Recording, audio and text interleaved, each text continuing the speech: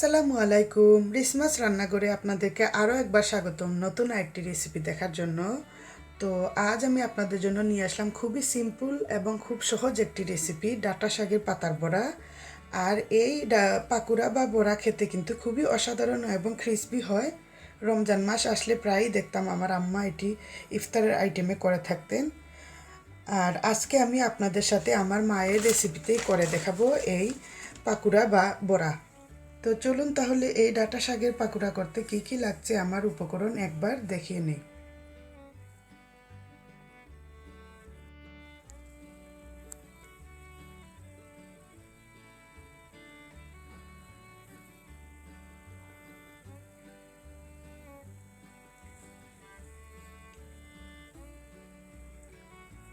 তো এখানে আমার প্রথমে লাগবে ডাঁটা শাকের পাতা। আমি ডাঁটা শাকের পাতা বড় বড় করে নিয়েছি, আস্ত নিয়েছি, কোনো কাটতে হবে না। এখানে আমি 1.5 কাপ পরিমাণের মতো আমি পাতা নিয়েছি, ডাঁটা শাকের পাতা।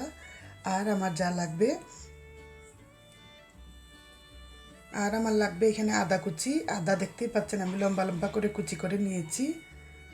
আর লাগবে আমার অল্প পরিমাণ টালা জিরা গুঁড়া 1/2 চা চামচের মতো। লাগবে আমার চালের গুঁড়া 1 কাপ। আর আমি অল্প পরিমাণ এখানে গরম মশলা নিয়েছি 1/2 চা চামচের মতো। আমি নিয়েছি মাঝারি সাইজের একটা পেঁয়াজ কুচি। আর লাগবে আমার লবণ। আর আমি নিয়েছি কাঁচামরিচ ফালি করে। আর লাগবে আমার অল্প পরিমাণ হলুদ 1/2 চা চামচের মতো। তো আমি এখানে মাখানোর জন্য একটা বাটি নিয়ে নিলাম প্রথমে। তো আমি আগে পাতাগুলো দিয়ে দিব। পাতার সাথে আমি পেঁয়াজটা অ্যাড করে দিব, কাঁচামরিচও দিয়ে দিব। প্রায় সবগুলো উপকরণই আমি দিয়ে দিব, দিয়ে একসাথে আমি মাখিয়ে নিব। আদা কুচি,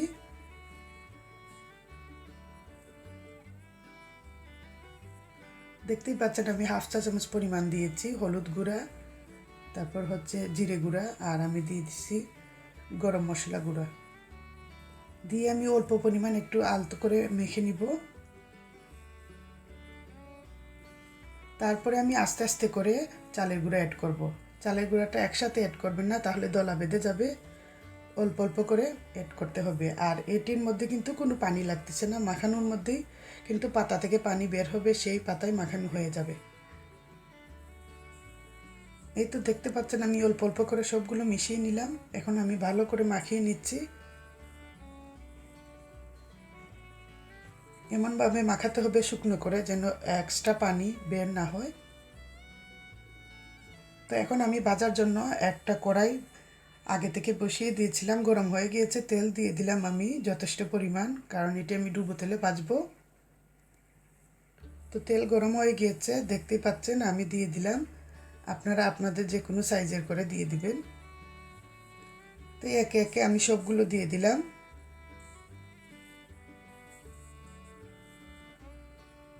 এক সাইড হয়ে গেলে আমি উল্টিয়ে দিব। তো দেখতেই পাচ্ছেন এক সাইড হয়ে গিয়েছে, এখন আমি উল্টিয়ে দিচ্ছি। এরকম করে উল্টায় পাল্টায় ভেজে নিতে হবে গোল্ডেন করে।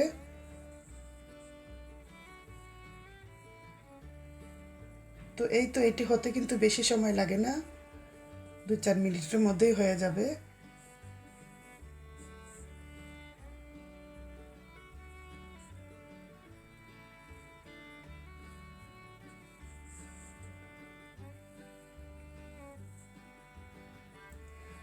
এই তো হয়ে গেল, এখন আমি নামিয়ে ফেলবো। আমার গোল্ডেন কালার হয়ে গিয়েছে, যেটা আমি চেয়েছিলাম। তো এখন আমি নামিয়ে ফেলবো। একটা কিচেন পেপারে উঠিয়ে নিচ্ছি, যেন অবশিষ্ট তেলটা ঝরে যায়।